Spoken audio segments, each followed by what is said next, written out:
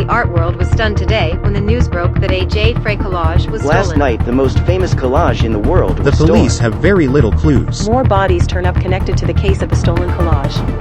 We are talking about the most iconic collage in the world, hanging on the wall one day, and just like that, it's gone.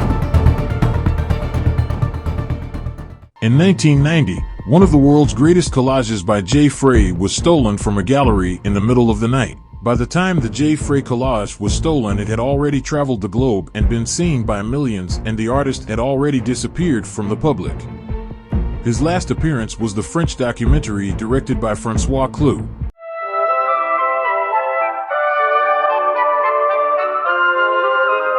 Paradoxalement, devenir un reclus pourrait potentiellement être plus préjudiciable pour un artiste car une nouvelle vague de curiosité et de rumeurs émerge inévitablement autour de sa disparition.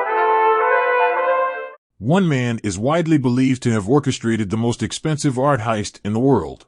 Hello, my name was Johnny Johnson, and I was the night guard at the museum the night of the Jfraye collage robbery, and I had nothing to do with it.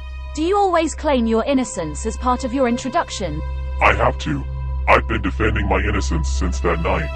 Take us through the events of that night. The night I arrived to my shift as the night security guard was your typical cold and windy night like the beginning of summer.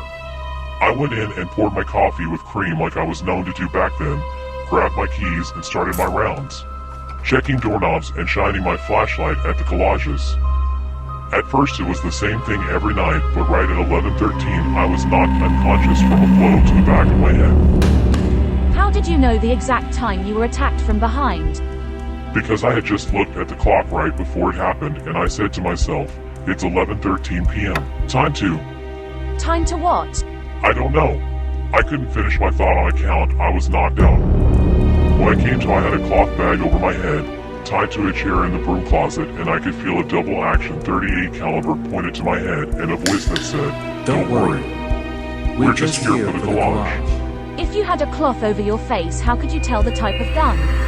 I know my guns, and when he cocked the gun, I recognized that sound immediately.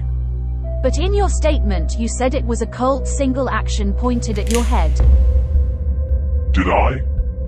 Well, I've lived with that sound haunting me for years, so I later recognized it as a .38 caliber. 100%. What happened then? One guy stayed with me while the others, there must have 5 or 6 of them, went and stole the collage off the wall. When they got what they wanted, the one guarding me removed the bag from my head, and even though my eyes were blurry from the head trauma, I could see he was wearing a mask of a lady in makeup, and he said they knew We know who you are and where you live. live, and if you intentionally give the police wrong info, we will come back later and cut you in on the table. Which I didn't do, of course. I told the police everything I knew. The police wanted to know how you provided sketches of the suspects when you only saw one of them in a mask. Now in the world of fine art, last night the most famous collage in the world was brazenly stolen by 4 men seen here in sketches provided by the night guardsman that was taken hostage. Based off the one guy's voice, I was able to determine his race and age and inferred what the others look like. It's called good detective work.